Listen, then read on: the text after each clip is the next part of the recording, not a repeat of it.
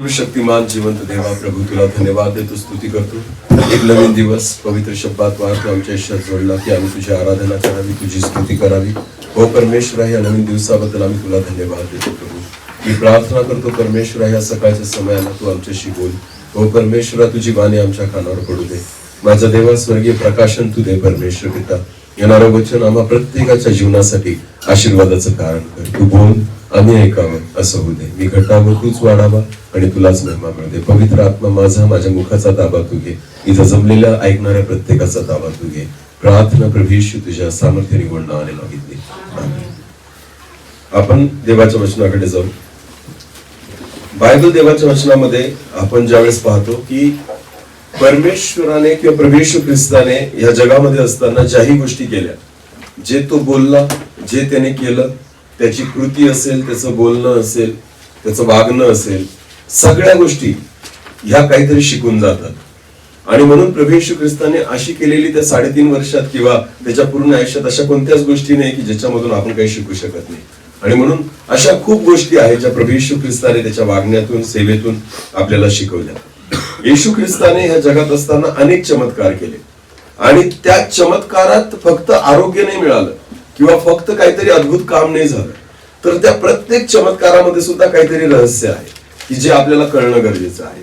आणि म्हणून त्या चमत्कारामधून सुद्धा आपल्याला काहीतरी शिकायला मिळतं. बऱ्याचदा लोक चमत्कारामधून फक्त एवढं शिकतात की देवाला आरोग्य देता येतं किंवा परमेश्वर रोग बरे करतो किंवा आजार बरे करतो, पण त्याच्यामध्ये पण काहीतरी मर्म आहे जे देवाची इच्छा आहे की तिथपर्यंत आपण जाऊन पोहोचावं.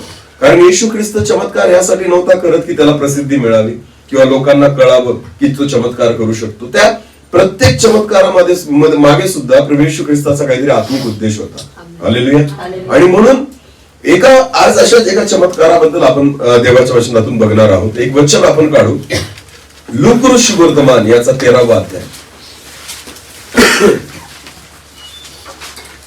लूका सुवर्तमान याचा 13वा अध्याय आणि वचन 10 पासून पुढे आपण वाचणार आहोत. लूक 13 आणि वचन 10 पासून पुढे. तो शब्दात दिवशी एका सभास्थानात शिकवत होता. बायबल असं म्हणतं की प्रभू येशू ख्रिस्त एका शब्दात दिवशी सभास्थानामध्ये शिकवत होता. आता प्रभू येशू ख्रिस्ताने, नीट लक्ष द्या, बरेचसे चमत्कार रस्त्यावर केले, एखाद्या घरात केले, लोकांमध्ये केले, पण तुम्हाला माहिती का काही चमत्कार प्रभू येशू ख्रिस्ताने सभास्थानात केले. कुठे केले? सभास्थान याचा अर्थ आजच्या काळामध्ये आपण काय म्हणू त्याला? चर्च किंवा मंदिर. तर चर्च मध्ये काही चमत्कार प्रभू येशू ख्रिस्ताने केले आणि त्याच्यातला हा एक चमत्कार आहे. सगळेच रोग्यांना तो चर्च मध्ये बरं नव्हता करत, पण तुम्हाला माहिती का विशिष्ट व्यक्तीला जर त्याने चर्च मध्ये बघितलं किंवा मंदिरामध्ये बघितलं, सभास्थानात बघितलं, तर प्रभू त्याला बरं करायचं. आणि मागं पण मी एका वचनातून बोललो होतो की एक वाळलेल्या हाताचा व्यक्ती होता की जो कुठं होता? चर्च मध्ये. कुठं होता? किंवा सभास्थानात होता, मंदिरात होता. आणि त्या वाळलेल्या हाताच्या व्यक्तीला प्रभूने बरं केलं. का? कारण वाळलेल्या हाताचं देवाच्या मंदिरात काही काम नाहीये. तो काहीच करू शकत नाही देवासाठी. ना तो देऊ शकतो, ना टाळी वाजू शकतो, ना देवासाठी हात उंच करू शकतो. म्हणून प्रभूने त्याचा वाळलेला हात काय केला? बरा केला, की जेणेकरून चर्च मध्ये किंवा मंदिरामध्ये असा व्यक्तीच नसावा की ज्याचा हात काय आहे? वाळलेला आहे. आणि म्हणून प्रभू येशू ख्रिस्ताने वाळलेल्या हाताच्या व्यक्तीला बरं केलं. आता हे पण तीच जागा आहे, मंदिरच आहे किंवा सभास्थान आहे. आणि त्या ठिकाणी प्रभू येशू ख्रिस्त शब्दात दिवशी शिकवण देते किंवा संदेश देतोय, वचन शिकवतोय. आणि मग तिथं काय झालं वाचा. तेव्हा पहा 18 वर्ष विकाराचा आत्मा लागलेली एक स्त्री तेथे होती. ती कुबडी असल्यामुळे तिला नीट उभे राहता येत नव्हते. बायबल असं म्हणतं तिथं 18 वर्षापासून एक स्त्री होती की जी काय होती? कुबडी होती. आणि बायबल असं म्हणतं तिला नीट उभं राहता येत नव्हतं. मला नीट उभं राहता येत. बघा, हा दुसरा आजार आहे जो येशू ख्रिस्ताने बरा केला. एक अशी व्यक्ती प्रभू येशू ख्रिस्त त्या ठिकाणी त्या मंदिरामध्ये सभास्थानात पाहतोय की जी नीट उभं राहू शकत नाही. देवाच्या समोर आहे पण तरी सुद्धा नीट उभं राहू शकत नाही, सरळ उभं राहू शकत नाही. आज सुद्धा चर्चेस मध्ये असे आजारी लोक आहेत, आत्मिक बंधनात लोक आहेत की जे येतात मंडळीमध्ये अनेक वर्षापासून पण तरी अजून सुद्धा सरळ नाही येत. ह्या आत्मिक कुबड आहे की जे देवासमोर येताना सुद्धा माणूस वाकलेल्याच अवस्थेमध्ये असतो, सरळ राहतच नाही. तर प्रभूने ज्यावेळेस एका अशा व्यक्तीला पाहिलं की जो 18 वर्षापासून सभास्थानात येतोय, की व्यक्ती आहे पण ती कशी आहे? कुबडी आहे. आणि बायबल म्हणते तिला नीट सरळ उभं राहता येत नाही. तिच्याकडे प्रभू येशू ख्रिस्ताचं लय. पुढे वाचा काय लिहिलेलं आहे. येशूने तिला पाहून बोलावले व म्हटले. येशूने तिला पाहिलं आणि बोलावलं. म्हणजे प्रभू येशू ख्रिस्त अशा व्यक्तीला नाही बघू शकत की जो देवाच्या उपस्थितीत बसलाय पण सरळ नाहीये, ज्याला नीट उभं राहता येत नाही. आज सुद्धा प्रियांनो, आज अनेक लोक प्रभू जवळ येऊन सुद्धा त्यांचं मन प्रभूसाठी सरळ नाही आणि ते देवासाठी नीट सरळ उभे राहत नाही. काहीतरी असं आहे त्यांच्या जीवनामध्ये. एक वचन वाचा बरं, प्रेषितांची कृत्ये काढा, याचा 8वा अध्याय. प्रेषितांची कृत्ये याचा 8वा अध्याय आणि वचन 18 पासून पुढे वाचा. मग प्रेषितांचे हात ठेवल्याने पवित्र आत्मा मिळतो. प्रेषित 8:18 वचन म्हणतं की जेव्हा पेत्राने हात ठेवला आणि पवित्र आत्मा मिळाला तर त्यावेळेस एका व्यक्तीने पाहिलं. परत वाचा ते वचन.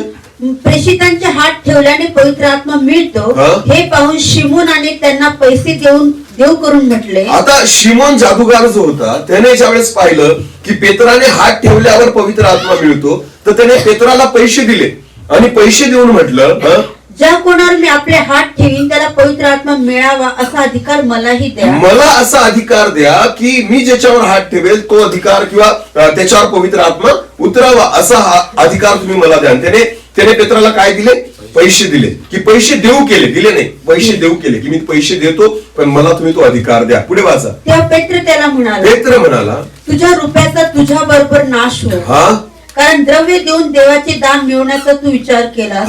या गोष्टी तुला भाग किंवा वाटा नाही, कारण तुझे अंतःकरण देवाच्या दृष्टीने नीट नाही. देवाच्या दृष्टीने तुझं अंतःकरण काय नाही?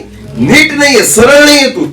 तू जरी आज देवाच्या उपस्थितीमध्ये येतोय, जरी तू वचन ऐकतोय, जरी तू चमत्कार पाहतोय, पण तरी पेत्र त्याला काय म्हणतो? तरी तुझं अंतःकरण देवाच्या नजरेत काय नाहीये?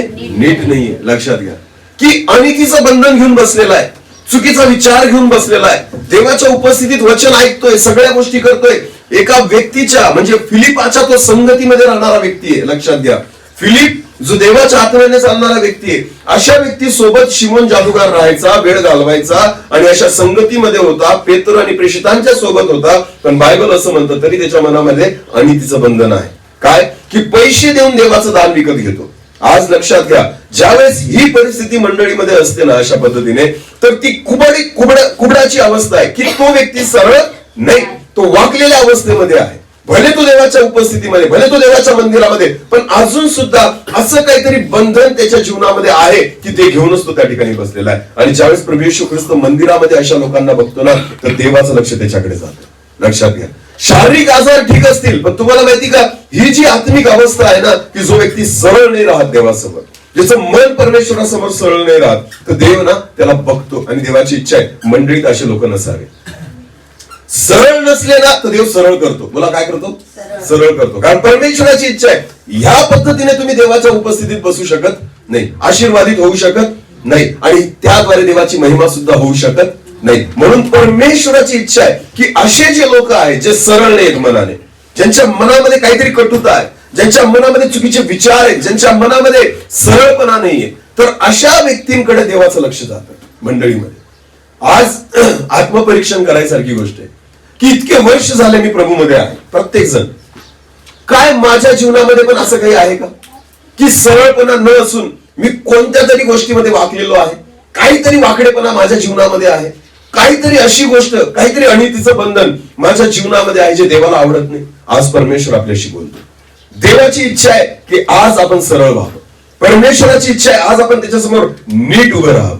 कारण परमेश्वर कोणालाच अशा बंधनामध्ये पाहू इच्छित नाही. तुम्हाला माहिती, शिमोन जादूगार जो होता ना त्याला वाटत होतं मी पैसे देतो, मला असं दान दे आणि की जेणेकरून ज्याच्यावर मी हात ठेवेल त्याला काय मिळेल?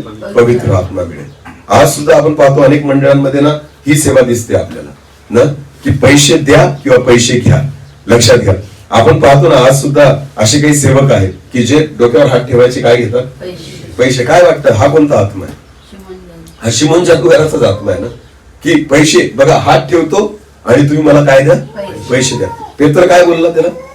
तुझ्या पैशाचा तुझ्या सोबतच मी पैसे देऊन हात ठेवणार नाही, मी पैसे देऊन हात ठेवणार नाही. याचा अर्थ काय? मी देवाच्या दानाचा बाजार करणार, त्याचा व्यापार करणार नाही, त्याचं भांडवल करणार नाही.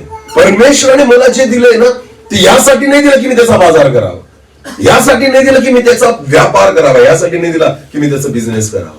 आज सेवेला ज्या लोकांनी बिझनेस करून ठेवलेला आहे ना, व्यापार करून ठेवलेला आहे ना, ते त्याच बंधनामध्ये आहे ज्या बंधनामध्ये शिमोन जादूगार होता. लक्षात घ्या, आज आहे तशी परिस्थिती मंडळांमध्ये. मी तुम्हाला सांगतो की सेवेचा बाजार झालाय, सेवेचा व्यापार झालाय. सेवा ही फायद्याचा विषय झालेली आहे की लोकांना वाटतं दान वरदान मला मिळालं ना, बस आता त्याचा वापर मी माझ्या फायद्यासाठी कसा करा.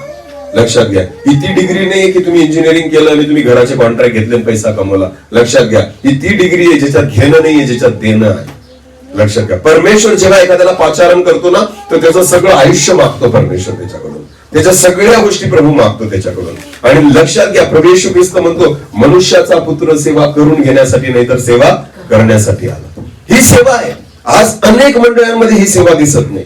आज तुम्हाला माहिती का, आज जिकडं तिकडं आपण बघतो ना बऱ्याच ठिकाणी, तर सगळा सेवेचा बाजार झालेला दिसतोय. हात ठेवणं हा पैसा घेण्याचा विषय झालेला आहे, हा पैसा कमवण्याचा विषय झालेला आहे. आणि आज लोकांना, देवाच्या दासांना सुद्धा त्याची लाज वाटत नाही, की त्यांना वाटतच नाही की आपण चुकतोय असं.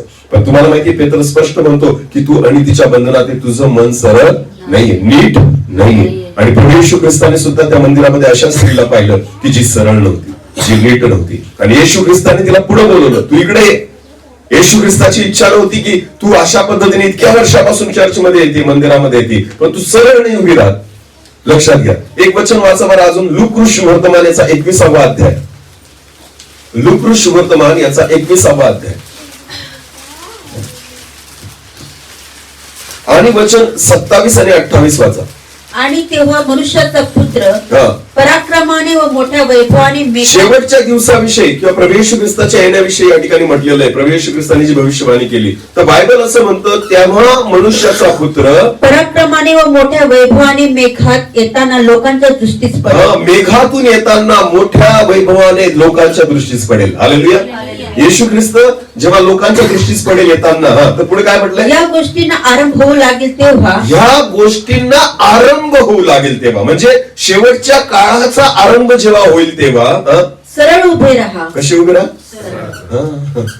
लक्षात घ्या, जर स्वर्गात जायचंय ना प्रभू सोबत, तर देवाचं वचन काय म्हणतं, ह्या गोष्टींना आरंभ होऊ लागेल तेव्हा. म्हणजे काय, जेव्हा शेवटच्या काळाची सुरुवात होईल तेव्हा, जेव्हा प्रभू येशू ख्रिस्ताचं आगमन जवळ असेल तेव्हा, जेव्हा तुम्हाला सगळ्या जगामध्ये चिन्ह दिसायला लागतील की येशू लवकर येणार आहे. आणि तुम्हाला माहिती, हे चिन्ह या दिवसामध्ये दिसतात आहेत सगळीकडे जगामध्ये. तुम्ही बघा, जगातले चिन्ह आणि निसर्गातले चिन्ह ओरडून ओरडून सांगतायत की प्रभू येशू ख्रिस्त लवकर येणार आहे. जगातल्या लोकांना नाही माहिती, पण ख्रिस्ती लोकांना माहिती, बायबलमध्ये लिहिलेलं आहे की काय काय घडणार आहे, आणि ते घडतंय. आणि मग जर हे घडतंय तर याचा अर्थ काय होतो, आरंभ झालेला आहे, त्याचं येणं जवळ आलेलं. आणि मग येशू काय म्हणतो, काय करा, सरळ उभे राहा. बोला, कसे उभे राहा. का बरं सरळ उभे राहा? वाकड्यांचं काम नाहीये. लक्षात घ्या, ज्यांचे मन सरळ नाही येत ना, त्यांचं काम नाहीये. तर जरी तुम्ही सरळ नसाल, पण आता काय व्हा, सरळ उभे राहा. आतापर्यंत मनामध्ये आड्या घेऊन जगतायत ना, आता सरळ उभे राहा. आतापर्यंत मनामध्ये कटुता घेऊन जगतायत ना, आता सरळ उभे राहा. देवाचं वचन म्हणतं, आता ते दिवस गेले. लक्षात घ्या, प्रभू बघू नये इच्छित त्याच्या मंडळीमध्ये अशा लोकांना ज्यांची मन वाकडी आहेत. लक्षात घ्या, जे कुबड अवस्थेमध्ये आहेत, जे सरळ नाही बघू शकत, जे कधी ताट उभे नाही राहू शकत देवासमोर, अशा लोकांना प्रभू त्याच्या मंदिरात बघू शकत नाही. आणि परमेश्वर अशा लोकांना बघून त्या ठिकाणी त्याला सहन करू शकत नाही की माझ्या मंदिरामध्ये अशी लोक का, की जे माझ्याकडे सरळ नाही बघू शकत. कुबडी व्यक्ती काय असते माहिती का, ती कधीच पुढे बघू शकत नाही.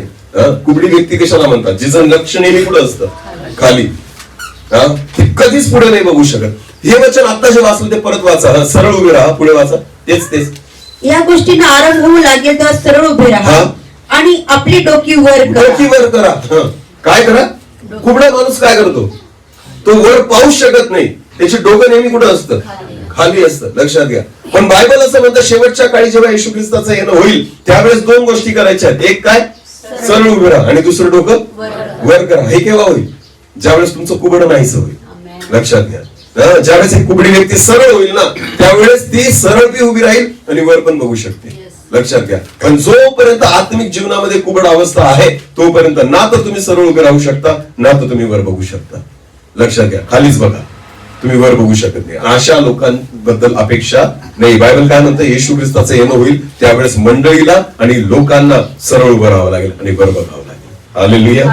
हा तोच काळ आहे की जो येशू ख्रिस्ताचं येण्याला अगदी जवळ आहे. आणि येशू ख्रिस्ताचं येणं जर अगदी जवळ आहे तर आपल्या मनामध्ये कितीही वाकडेपणा असला ना तर आता वेळ आलेली आहे. आपण काय व्हावं? सरळ व्हावं. मनामधली आडी, मनामधली कटुता, मनामधले विचार, मनामधले समज, मनामधले गैरसमज, सगळ्या गोष्टी बाजूला सारून आपण काय व्हायला पाहिजे? सरळ उभे राहायला पाहिजे. हालेलुया. आणि जर तुम्ही सरळ उभे राहाल तर वर बघू शकाल, आणि जर वर बघाल तर प्रभू येशू ख्रिस्त तुम्हाला उचलेल. आमेन. अन्यथा उचलणार नाही. आज आत्मपरीक्षण करा या सगळ्या गोष्टींबद्दल. काय खरंच माझं मन सरळ आहे का? शरीराने सरळ असाल तुम्ही, शरीराने सरळ असाल, पण काय मनाने सरळ आहात का? आज अनेक लोक शरीराने सरळ दिसतात पण मनाने कुबडे आहेत, अंतकरणाने कुबडे आहेत, विचारांनी कुबडे आहेत, आत्म्याने कुबडे आहेत, की जे सरळ नाही उभे राहत, जे सरळ विचार नाही करत, कोणाच बद्दल सरळ विचार नाही करत. विश्वास ठेवा, विश्वासाने चाला ना, देवाकडे पाहा ना, मन सरळ करा. कशाला याच्या त्याच्याबद्दलच्या मनात कटुता घेऊन आपण जगायची? कशाला मनात ती आडी घेऊन जगायची? लक्षात घ्या, या दिवसामध्ये एक गोष्ट प्रभूने आम्हाला शिकवली. आम्ही जास्त माणसांचा विचार करणं सोडून दिलंय. लक्षात घ्या, सगळ्यात जास्त तुमचा फायदा केव्हा होईल माहिती का? आत्मिक जीवनामध्ये सगळ्यात जास्त तुमचा फायदा जेव्हा तुम्ही माणसांचा विचार कमी आणि देवाचा विचार जास्त करा. हालेलुया. हा, जर तुम्हाला वाटतं ना की प्रभू मध्ये तुम्ही वाढावं तर एक गोष्ट लक्षात घ्या, माणसांचा विचार मनातून काढून टाका, व कोणी का असे ना, आणि फक्त कोणाचा विचार डोक्यात ठेवा? देवाचा. तुम्ही सरळ होऊन जा. मी तुम्हाला सांगतो, आता ह्या व्यक्तीला प्रभू येशू ख्रिस्ताने काय सांगितलं? पुढे ये. काय सांगितलं? प्रभू येशू ख्रिस्ताला तिला बरं करायचं आहे, मग तिला प्रभूजवळ यावं लागेल, तिला प्रभूच्या चरणी यावं लागेल. लक्षात घ्या, आपलं कुबड फक्त प्रभूच दूर करू शकतो, आपलं वाकडं पण परमेश्वरच दूर करू शकतो आणि सरळ करू शकतो. आणि म्हणून जर मला वाटतं ना माझं मन सरळ व्हावं तर तुम्हाला देवाच्या जवळ येणं गरजेचं आहे. हालेलुया.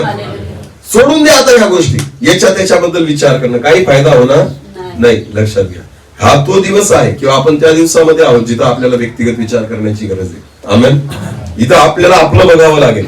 लक्षात घ्या, लोट आणि त्याची बायको जेव्हा सदोम आणि गोमोरा मधून निघाले ना, लोटाने त्याच्या बायकोकडे पण वळून नाही पाहिलं की येते का नाही येत, कारण देवाने सांगितलं होतं काय?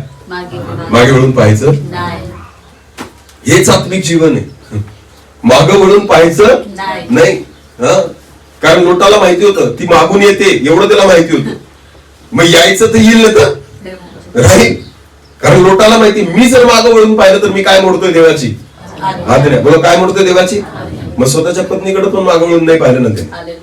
समजते का? हे ते दिवस आहे की आपण एकमेकांकडे बघायचं नाहीये, मागं वळून नाही पाहायचंय, सरळ पुढे धावायचंय. हालेलुया. सरळ पुढे धावायचंय. विचार करा ना, लोटाचं समर्पण काय? लोटाने देवाची आज्ञा इतकी मला एक म्हणायचं होतं, नीट लक्ष द्या. लोट पळत असताना त्याची पत्नी मागून पळत होती. लोटाकडे तरी कारण होतं मागं बघण्याचं की मागं कोण आहे? त्याची बायको. पण हिच्याकडे काय कारण होतं मागं बघण्याचं? नाही, सोपं आहे ना. नवरा कुठं पळतोय? पुढं. ही कुठं पळतीये? माग. मग मला म्हणायचं ना, नवऱ्याकडे तरी कारण आहे माग माझी बायको येते का नाही बघायला, त्यांनी बघायला पाहिजे होतं ना. हिच्या माग तर कोणीच नाही ना पळणार. ही तरी सुद्धा काय करते? माग बघतीये. लक्षात घ्या, म्हणून त्या ठिकाणी तिचा मिठाचा खांब झाला. आणि लोटाच्या माग तर त्याची बायको होती, त्यांनी विचार सुद्धा नाही केला की ती येते का नाही येते, कारण देवाने सांगितलं होतं माग वळून पाहायचं नाही. हालेलुया. हे तेच दिवस आहेत की आपल्याला अशा पद्धतीने एकमेकांकडे नका बघू, कोणी मागून येतंय आणि कोणी धाव आपल्याला धावायची. तुम्हाला माहितीये पौल काय म्हणतो? शर्यतीत धावणारा प्रत्येक धावतो, तुम्ही असे धावा की ते तुम्हाला मिळेल. शर्यतीत धावणारा जर तुम्ही अनुभव घेतला असेल कधी रनिंगचा, कोणी रनिंग केली असेल तर लक्षात घ्या, रनिंग करणारा व्यक्ती कधीच इकडे तिकडे बघत नाही. म्हणजे असं साईडला नाही बघत कोण मागून येतोय. मागे जर बघितलं ना तुमचा स्पीड कमी होतो. काय होतो? स्पीड कमी होतो ना. तुम्ही साईडला बघत ना, इकडे बघत, तो फक्त समोर बघून धावतो. कारण तुम्ही थोडी बी मान वळवली ना तरी आपला स्पीड कमी होऊन जातो. हे वैशिष्ट्य आहे रनिंग करताना, धावताना. पौल म्हणतो धावणारा प्रत्येक धावतो, तुम्ही असं धावा की ते तुम्हाला मिळेल. याचा अर्थ काय होतो? असं धावायचं की एकमेकांकडे बघायचं नाही, कारण बक्षीस कोणाला पाहिजे? मला. हालेलुया. मला प्राप्त करायचंय ना, तर तुम्ही त्या पद्धतीने धावा. एकमेकांकडे बघून धावण्यात मजा नाहीये, लक्षात घ्या. ह्या गोष्टी शिकणं आवश्यक आहे. बऱ्याचदा काय होतं की जर समजा टिंकू आणि मी सोबत फिरतोय आणि एखादी गोष्ट मला वाटते की मी करावी आत्मिक रीतीने आणि टिंकूला नाही वाटत ती करावी, तर होतं काय माहिती का, मी टिंकूचं जर मन जपायला गेलो ना तर मी माझी धाव कमी करतो. समजतंय का? मग होतं काय, मी टिंकूला बाजूला करेल आणि मी माझी इच्छा देवासाठी पूर्ण करेल. त्याला म्हणतात धावणं. हालेलुया. एकमेकांना खुश करण्यासाठी आत्मिक जीवन नाहीये, देवाला खुश करण्यासाठी आत्मिक जीवन आहे. हालेलुया. लोक मागे राहून जातील कारण आपल्याला धावायचंय. लक्षात घ्या. ज्याला जे हे बघा, हे प्रत्येकाची व्यक्तिगत निवड आहे. आमेन. प्रत्येकाचं व्यक्तिगत समर्पण आहे. इथं असं नाही की कोणीतरी कोणाला बळजबरी घेऊन धावेल. लक्षात घ्या. प्रत्येकाला हे चूज करायचंय, प्रत्येकाला निवडायचं की मला कसं धावायचंय. मग असं धावत असताना मागं जो राहिला ना त्याला मागं राहू द्या, पण तुम्ही पुढे पाहून धावा. हालेलुया. तरच तुम्ही त्या ठिकाणापर्यंत पोहोचाल जिथं परमेश्वराची इच्छा आहे की तुम्हाला काहीतरी त्याने द्यावं. आमेन. ह्या बाबतीमध्ये स्वार्थी असलं पाहिजे. मला काय असलं पाहिजे? बायबल मधला सगळ्यात आवडता व्यक्ती माझा याकोब आहे. कोण? याकोब. लोक त्याला ठकवणारा म्हणतात, लवाड म्हणतात, फसवणारा म्हणतात. म्हणून तुम्हाला माहिती का, जेव्हा याकोबाने आशीर्वाद प्राप्त केला ना, देवाने त्याचं नाव बदललं. देवाने त्याचं नाव बदललं आणि देवाने त्याला काय नाव दिलं? इस्रायल. तुला ठकवणारा नाही म्हणणार, याच्या पुढे तुला इस्रायल म्हणते. हालेलुया. कारण देवाला माहिती होतं हा लोकांना लबाडत नव्हता किंवा ठेवत नव्हता, याला त्याची धाव पूर्ण करायची होती, याला तो आत्मिक आशीर्वाद पाहिजे होता. म्हणून जे काही याकोब करायचा ना ते फक्त आत्मिक गोष्टींसाठी करायचा, किंवा देवाकडून मला कसं प्राप्त होईल मग तो कोणत्याही पद्धतीने करायचा, पण तेच पाहिजे मला, देवाकडूनच पाहिजे. हा याकोबाचा मूळ हेतू होता आणि म्हणून शेवटी त्याला इस्रायल नाव भेटलं. आणि देवाने त्याला सांगितलं इथून पुढे तुला याकोब म्हणणार नाही, तुला फसवणारा ठकवणारा म्हणणार नाही, तर तुला इस्रायल म्हणते. हालेलुया. लक्षात घ्या. हे असं जीवन असलं पाहिजे याकोबासारखं, की तो अजिबात विचार नाही करत कोणत्या गोष्टीचा. त्याच्या पत्नीला आणि त्याच्या सर्व लेकरांना त्याने पुढे लावून दिलं, नाला उतरून तुम्ही पुढे जा, आणि तो थांबून गेला तिथं. झोंबी एकट्याने केली. हालेलुया. रात्रभर देवदूतासोबत झोंबी केली त्यांनी, एकट्याने केली, कोणाची साथ नाही घेतली. आणि तुम्हाला माहिती एकट्याने आशीर्वाद प्राप्त केला. सकाळ झाली, देवदूत म्हणतो मला जाऊ देतो, म्हणतो मी तुला सोडणारच नाही, आशीर्वाद दिल्याशिवाय जाऊ दे ना. कोणतीच गोष्ट विना बेनिफिटची देवाकडून काहीतरी प्राप्त केल्याशिवाय त्यांनी सोडली नाही. हालेलुया. मी तुम्हाला सांगू का, एक रविवार पण खाली जायला नको, काहीतरी मी मिळवलंच पाहिजे, नाही तर माझं येणंच व्यर्थ आहे. माझं म्हणणं. हालेलुया. तुम्ही जो वेळ देवाला देतात ना, काहीतरी बेनिफिट भेटलंच पाहिजे, नाही भेटलं तर मग माझा वेळ व्यर्थ गेला. समजतंय मी काय सांगतोय? माझा वेळ आणि माझा दिवस काय गेला? व्यर्थ गेला. हा आपल्यामध्ये उद्देश असला पाहिजे. जातोय म्हणून जायचं, बोलवलंय म्हणून जायचं, करायचंय म्हणून करायचं, तुम्ही काहीच प्राप्त करू शकत नाही, काहीच प्राप्त करू शकत नाही. आपल्या जीवनात घरातून निघल्यानंतरच एक उद्देश असला पाहिजे की हा प्रभू मी तुझ्या चरणी जातो ना, काहीतरी प्राप्त केल्याशिवाय परत येणार नाही. हालेलुया. आपली आत्मिक वाढ रोज झाली पाहिजे, रोज आपण वाढत गेलो पाहिजे, ही देवाची इच्छा आहे. पण या सगळ्या गोष्टींना कशा होतील माहिती का? जेव्हा तुम्ही इकडे तिकडे बघायला सोडाल, जेव्हा तुम्ही सरळ उभे राहाल आणि जेव्हा तुम्ही डोकी काय कराल? वर कराल. याचा अर्थ कुठे बघाल? देवाकडे. आमेन. जोपर्यंत आत्मिक जीवनातलं कुबडं नाहीसं होत नाही, तुम्ही देवाला बघू शकत नाही, तुम्ही सरळ उभे राहू शकत नाही, तुम्ही त्या मंडळीचा भाग होऊ शकत नाही. तुम्ही वेगळेच दिसाल. तुम्ही त्या मंडळीमध्ये काय दिसाल? वेगळेच दिसाल. हात वाळलेला व्यक्ती लगेच ओळखला ना प्रभूने, चल तू पुढे ये ना. का? कारण सगळ्या लोकांचे हात टाळ्या वाजत आहेत, सगळ्या लोकांचे हात देवासाठी वर होतात. हा नाही करू शकत आहे ना, मग लगेच प्रभूला कळून गेला याचा हात काय वाळलेला. सगळे लोकांचे चेहरे दिसत आहेत प्रभूला, सगळे लोक सरळ उभे आहेत, सगळे ऐकतायत देवाचं वचन, पण एकच व्यक्ती जी कुठे खाली मान घालून बसलेली. तर प्रभूने लगेच पाहिलं ना की एकच व्यक्ती आहे जी खाली मान घालून बसलेली, ऐकतच नाही देवाचं वचन, जी बघतच नाही परमेश्वराकडे. असतात असे लोक, असतात ना. वचन सगळ्यांसाठी असतं, त्यांची माना खालीच असतात. वचन सगळ्यांसाठी असतं, ते ऐकतच नाही. वचन सगळ्यांसाठी असतं, त्यांना वाटतं ते माझ्यासाठी नाहीच आहे, त्यांच्या माना नेहमी खाली. ही कोणती अवस्था आहे? हे कुठले लोक आहेत जे सरळ नाही आहेत देवाच्या मनात, देवाच्या नजरेत. हालेलुया.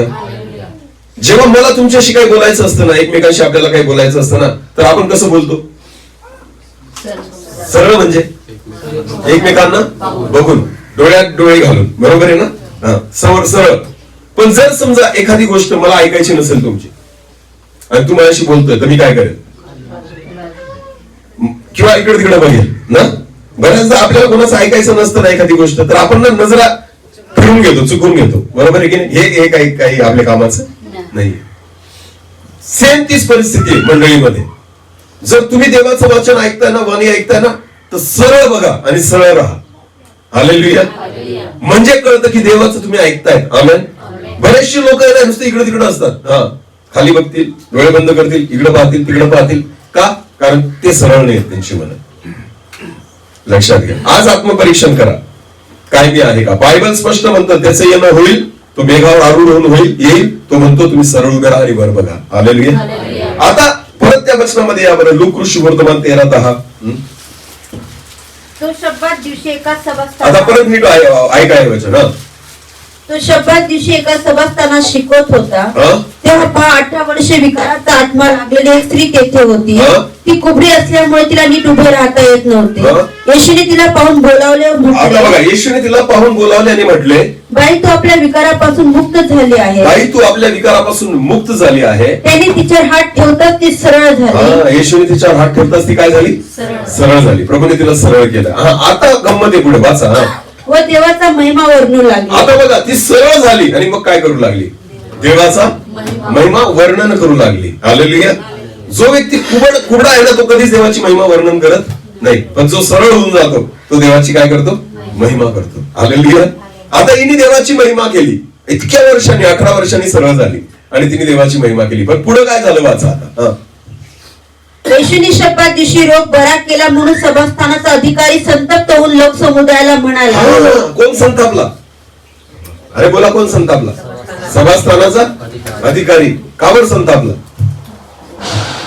का बरं संतापला? की येशू ख्रिस्ताने एका कुबड्या व्यक्तीला काय केलं? तो कुबडाच बरा होता, तो कशाला सरळ केलं? समजतंय का? सभास्थानाच्या अधिकाऱ्याला त्रास काय झाला? कशाला सरळ केलं? तसं जवळ जायचं होतं. बरे असतात असे लोक, आमच्या फायद्याचे असतात. त्यांना वाकडेच राहू द्या, सरळ करू नका. लक्षात घ्या. बऱ्याचदा काही मंडळांमध्ये ना लोकांना जाणून बुजून पापामध्ये ठेवलं जातं. का? कारण ते जर हुशार झाले तर मग आपला बिझनेस चालणार नाही. लक्षात घ्या. सभास्थानाचा अधिकारी चिडला, कशाला सरळ करतोय? इथं सभास्थानात अशा गोष्टी करायच्या नाही. चर्च मंडळीमध्ये अशा गोष्टी करायच्या नाही. कुठं कुठं करायच्या या गोष्टी? बाहेर. येशू ख्रिस्ताला काय म्हणतो तो? कुठं करायच्या या गोष्टी? बाहेर. वाचा ते वचन. ज्यात काम केले पाहिजे असे 6 दिवस आहे, तर त्या दिवसात येऊन बरे होऊन जा. हे शब्दात दिवशी नाही करायचं, हे देवाच्या मंदिरात नाही करायचं, इतर दिवशी करायचं. हे सगळ्या गोष्टी लक्षात घ्या. सरळ नाही करायचं. चिडला तो सभास्थानाचा अधिकारी. लक्षात घ्या. आज सुद्धा आहे ना, मी तुम्हाला सांगतो, बऱ्याचदा लोकांना जाणून बुजून पापामध्ये तसंच ठेवलं जातं, कुबडच ठेवलं जातं. का? कारण ते जर सरळ झाले ना तर ते आपल्याला मी बघतील, आपल्या चुका पण बघतील, आपल्या उणिवा पण बघतील ना. म्हणून मग ते कुबडेच बरे आहेत. का? खाली बघत राहतात ना, आपल्याकडे बघतच नाही, आपल्या चुका दिसतच नाही, आपल्या उणिवा दिसतच नाही. सभास्थानाच्या अधिकाऱ्याला पण बघितलं नव्हतं त्या बाईने आतापर्यंत ना. येशूच जाऊच द्या, तिने कोणाला बघितलं नव्हतं, कारण ती काय होती? कुबडी होती ना. पण आज काय झाली? सरळ. आणि कोणाला पाहते? येशूला पण आणि सभास्थानाच्या. अरे, त्याला प्रॉब्लेम येशूचा नव्हता, त्याला प्रॉब्लेम स्वतःचा होता. ही कोणाला बघायला लागली आता? मला. आतापर्यंत फक्त ऐकत होती, आता बघायला लागली. लक्षात घ्या. म्हणून ना बऱ्याचदा कुबडेच बरे असतात काही लोकांसाठी. ते म्हणतात नाही, तू कुबडच राहा, सरळ नको. पण लक्षात घ्या, प्रभू मंदिरामध्ये, चर्चमध्ये अशा लोकांना राहू देत नाही. देवाची इच्छा त्यांनी काय व्हावं? सरळ व्हावं. हालेलुया. आणि म्हणून ते चिडले. बायबल देवाचं वचन म्हणतं. आज आत्मपरीक्षण करा ह्या गोष्टींसाठी. आज अनेक मंडळ आहेत जगामध्ये, अनेक ख्रिस्ती लोक आहेत, अनेक चर्चेस आहेत. पण तुम्हाला माहिती का, पाप नाही दाखवत कोणी.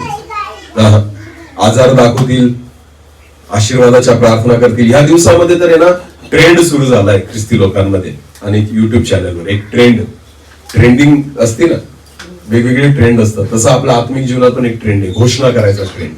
काय घोषणा? मी आशीर्वादित आहे, घोषणा करा. मी कर्जापासून मुक्त झालोय, घोषणा करा. माझ्या जीवनात सगळं काहीतरी चांगलं होणार आहे, काय करा? रोज सकाळी उठून घोषणा. हा ट्रेंड आहे सध्या.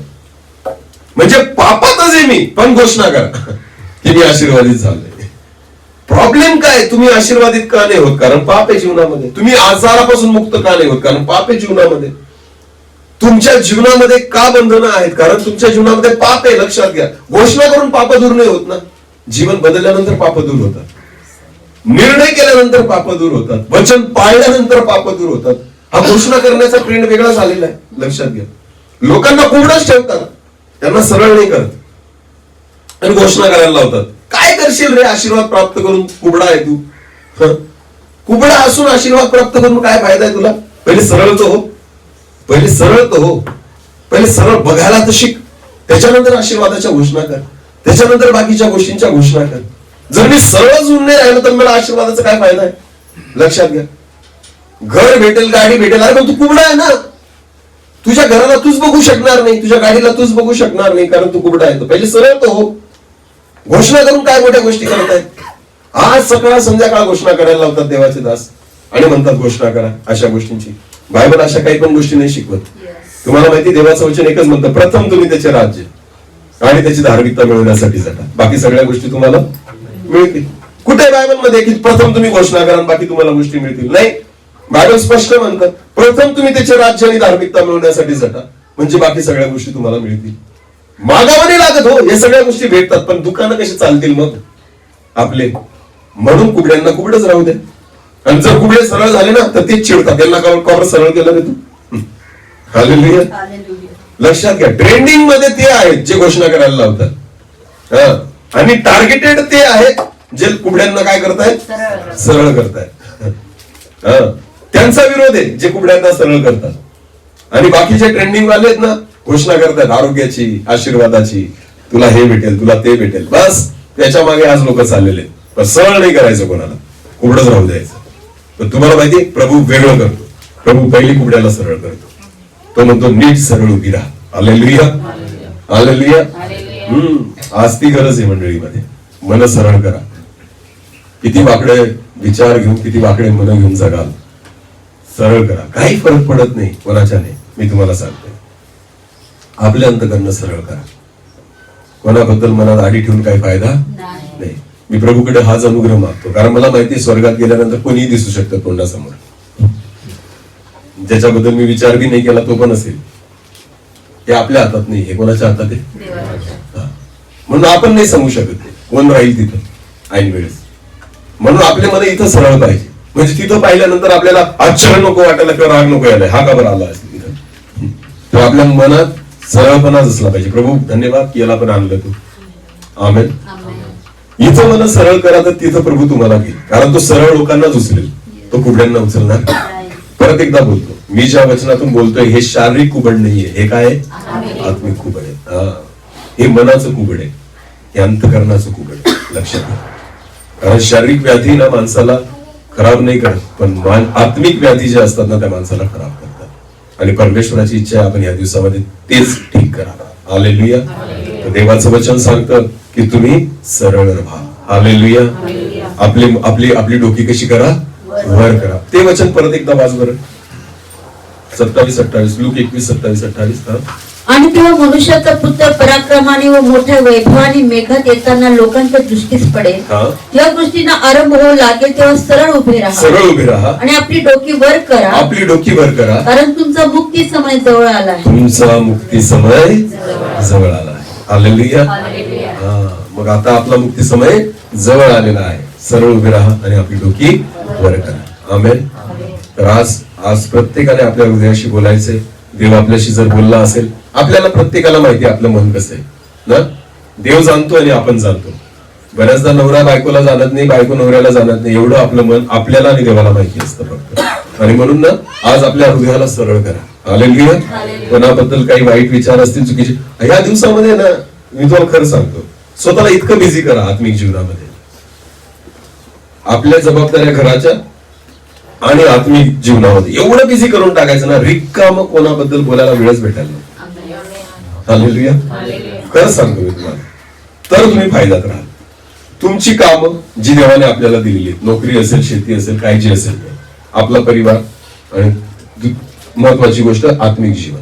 प्रभू सोबत आपले समोर. इतकं स्वतःला याच्यामध्ये बिझी करून टाका ना, याचं त्याचं ऐकायला वेळच भेटायला नको. मी ह्या दिवसामध्ये अजिबात बसत नाही अशा लोकांसोबत की जे याचा त्याचा विषय काढतील की हा तसा तो तसा. मला अजिबात इंटरेस्ट राहिला नाही या गोष्टींमध्ये. मी माझं मन सरळ केलंय ना, आता तू वाकडं करू नको. उलट त्याच्यासाठी प्रार्थना करा, प्रभू या कुबड्याला सरळ कर. हालेलुया. कारण ना त्याचा फायदा ना माझा फायदा. कोणाबद्दल बोलून समजते का मी काय सांगतोय? कशाला याच्या त्याच्या चुका आपण दाखवायच्या आणि काढायच्या, मनात कशाला ठेवायचं? वचनाचा प्रचार मी ह्यासाठी करतोय, लक्षात घ्या. ते देव सांगतोय म्हणून, तर मला ती गरज नाहीये. हालेलुया. प्रभूच्या दासाला प्रभू का उभा करतो माहिती का? तो नाही बोलत, देव बोलतो. आमेन. हे परमेश्वर बोलतोय, त्या देवाला पडलेली आपली, लक्षात घ्या. मला काही पडलेली नाहीये व्यक्ती म्हणून. मी कशाला तुमच्या चुका दाखवू? मला काही घेणं देणं नाही त्या गोष्टी, पण देवाला आहे आणि म्हणून प्रभू वचनातून बोलतो. पण जेव्हा मी स्टेजच्या बाहेर राहतो ना, मला काही गरज नाही कोणाशी बोलायची या विषयावर, किंवा याच्याबद्दल सांग त्याच्याबद्दल सांग, काहीच नाही. हा विषय सोडून द्या. एकमेकांच्या बाबतीत चर्चा करणं हा विषय सोडून द्या. काही फरक पडत नाही. स्वतःला सरळ करा आणि कुठं बघा? वर बघा. जर आपल्याकडे एवढा वेळ आहे ना एकमेकांबाबतीत चर्चा करण्याचा, याचा अर्थ असा होतो की आपल्याला देवासाठी वेळ नाहीये. लक्षात घ्या. एवढा वेळच नसावा आपल्याकडं या दिवसामध्ये. इतकं स्वतःला आत्मिक जीवनामध्ये बिझी करा, व्यस्त करा की तुमच्या डोक्यामध्येच विचार येणार नाही कोणाबद्दल. काय फरक पडतोय? काही नाही फरक पडत कोणाबद्दल विचार करून. मी तुम्हाला सांगतो, आपलं बघा ना, सध्या देवाचं वचन म्हणतं ना की तो सैतान कसा फिरतोय? गरजणाऱ्या सिंहासारखा, कोणाला गिळावं आणि कोणाला फडावं. मग वाचवा ना स्वतःला, कारण आपल्याला स्वतःला वाचवायचंय. काय दुसऱ्यांचं घेणं देणं आपल्याला? मला सांगा. आपल्या आत्मिक जीवनाला सांभाळा. याच्या त्याच्या बाबतीत विचार करून आपले मन का दूषित करायचे, खराब करायचे, वाकडे करायचे? हालेलुया. दुसरी गोष्ट, तो माझ्याबद्दल काय विचार करतोय याचा पण विचार करू नका. सगळ्यात जास्त टेन्शन आपल्याला त्याचं असतं. काय की समोरच्याला माझ्याबद्दल काय वाटतं. आज आज अर्ध जग याच्याने टेन्शन मध्ये. बघा ना, आपण दुसऱ्याचं नाही घेत जास्त, तो कमी असतो विचार, पण याला माझ्याबद्दल काय वाटतं. आता काय घेणं देणं आहे तुला त्याच्याशी? समजतंय का? आपलं जीवन आहे ना, त्याला काही वाटू द्या, देवाला काय वाटतं हे महत्वाचं आहे. हालेलुया. कधीच माणसाला खुश करायला जगू नका. फक्त कोणाला खुश करा? देवाला. माणसाला कधीच चांगलं वाटत नाही, मी तुम्हाला सांगतोय. आणि अपेक्षा बी करू नका.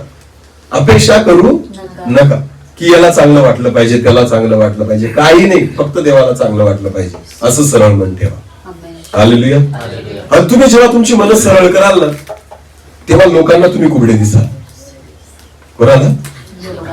हा. पण देवाला तुम्ही कशी दिसाल? सरळ. कारण लोकांना सवय नाहीये सरळ बघण्याची. समजते का? पण जेव्हा ते तुम्हाला सरळ बघतील ना, तर त्यांना वाटलं हा कुबडा झाला.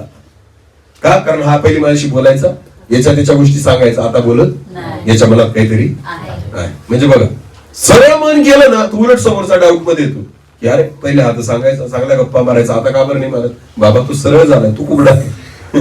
हालेलुया. विचार करू नका की समोरच्याला काय वाटतं माझ्या बाबतीमध्ये. याच्यामध्ये आपला वेळ वाया घालू नका. फक्त दोन गोष्टी बघायच्या. एक की आपल्या मनात कोणाबद्दल वाईट नको, आणि दुसरी गोष्ट, देव माझ्या बाबतीत चांगला विचार करेल. हालेलुया. मी देवासमोर कसा व्हायला पाहिजे? सरळ. सरळ आणि नीट, की परमेश्वर मला बघेल की त्याच्यासमोर मी सरळ आहे. आमेन. या दोन गोष्टींसाठी जपा. बाकी काही घेणं देणं नाही कोणाला काय वाटतं. हालेलुया. आम्ही कधीच सेवा सोडून दिली असती जर आम्ही हा विचार केला असता की लोक काय म्हणतात, लोक काय म्हणतात. कधीच निराश झालो असतो, कधीच सेवा सोडली असती. कारण एवढ्या गोष्टी कानावर आल्या होत्या. पण देवाने एक गोष्ट शिकवली, येशूला सोडलं नाही तर तू कशात बसतो? हालेलुया. येशूला काय म्हणायचे? हा बाल जबुलाच्या साह्याने भूत काढतो. म्हणजे दुष्ट आत्म्याच्या साह्याने प्रभू येशू काय करतो? भूत काढतो. हे कोणा बाबतीत बोलले? आणि येशू स्वतः काय म्हणतो? ओल्या झाडाला असं करतात तर वाळलेल्यांचं काय? बरोबर आहे की? ओल्या झाड म्हणजे कोण होता? येशू. आपण काय? वाळलेले. मग ओल्या झाडाशी असं वागले तर तुम्ही तर वाळलेले, आपण तर वाळलेले. आपण कशात बसतो मला सांगा? जर प्रभूला सोडलं नाही तर आपल्याला सोडतील का? नाही. पण जर त्या गोष्टीचा विचार जर आपण केला तर आपण काहीच करू शकत नाही. हालेलुया. एक शेवटचं उदाहरण देतो आणि बंद करतो. नीट लक्ष द्या. 5 बेडकं होती. किती? 5. एवढी भिंत होती. ती भिंत त्यांना चढायची होती. काय करायची होती? तर त्याच्यातले ना 4 बेडकं चढायची प्रयत्न करत होते. त्याला चढता येत नव्हतं. एक बेडूक दूर बसलेला होता आणि तो चिडवायचा. तो म्हणायचा तुम्हाला चढता येणार नाही. तो एकटा बेडूक आहे ना दूर बसून चिडवत होता या 4 म्हणायचा तुम्ही चढूच शकणार नाही. मग ते 4 बेडकं आहे ना बिचारी चढायचे पडायचे, चढायचे पडायचे. खूपदा प्रयत्न केले आणि तो सारखा म्हणायचा की तुमच्याने होणारच नाही रे, तुम्ही जाऊ शकणार नाही. मग त्याच्यापैकी 3 बेडकं जे होते ना त्यांनी त्याचं ऐकून ऐकून ऐकून त्यांना पण वाटायला लागलं की आपण चढू शकणार नाही. त्यांनी ना हिंमत हारले ते आणि त्यांनी नाद टाकून दिला वर चढण्याचा आणि जाऊन त्याच्या लाईनीत बसून गेले. पण एक बेडूक मात्र ना प्रयत्न करतच राहिला. समजते का?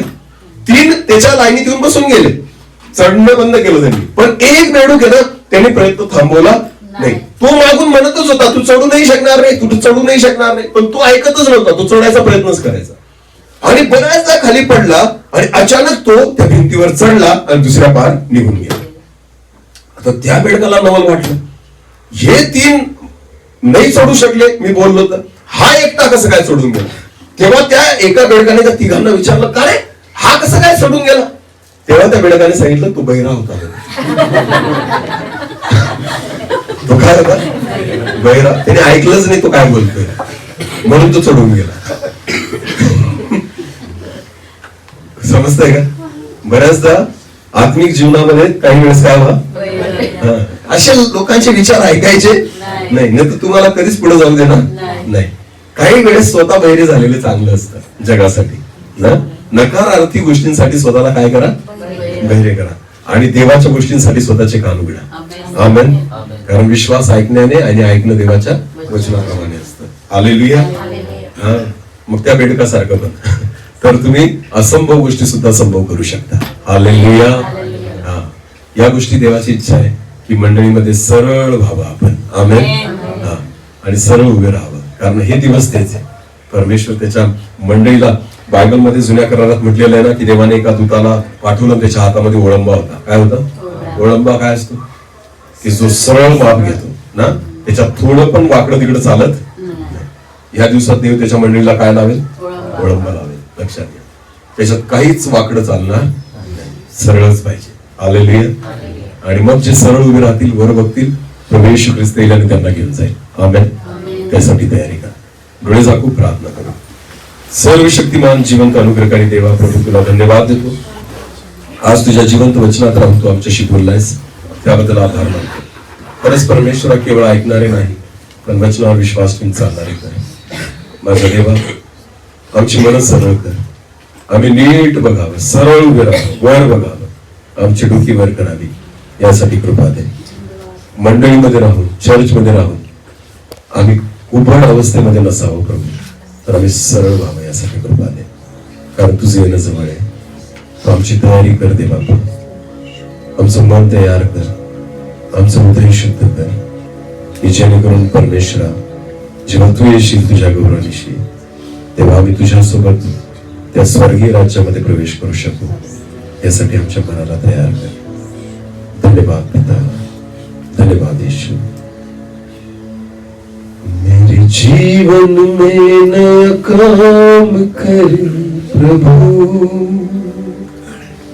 मेरे जीवन में नया काम कर प्रभु, मेरे जीवन में नया काम, मेरे जीवन में नया काम, मेरे जीवन में नया काम कर प्रभु, मेरे जीवन में नया काम, मेरे जीवन में नया काम, मेरे जीवन में नया काम कर प्रभु, मेरी आत्मा में नया काम कर प्रभु, मेरी आत्मा में नया काम कर प्रभु, मेरी आत्मा में नया काम, मेरी आत्मा में नया काम, मेरी आत्मा में नया काम कर प्रभु,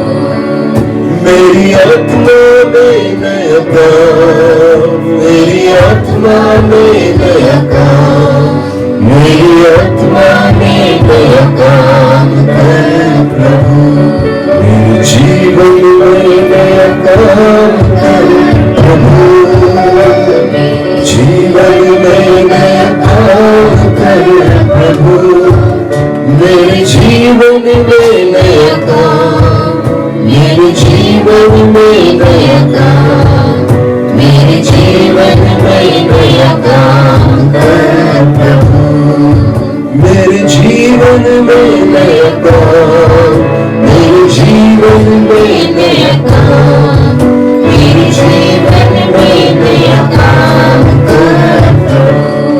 धन्यवाद पिता. हा प्रभूजी, काहीतरी नवीन आमच्या जीवनामध्ये कर. या शेवटच्या दिवसांमध्ये आम्ही तयार व्हावं, नीट सरळ उभे राहावं, आमची डोकी वर करावी, यासाठी कृपा आणि अनुग्रह द्या. या वचनाद्वारे आमच्याशी बोललाय, केवळ ऐकणारे नाही पण वचनानुसार चालणारे कर. आदर, मान, महिमा, गौरव, सन्मान तुलाच देऊ. प्रार्थना ईश प्रभू तुझ्या पवित्र निगुण नावाने.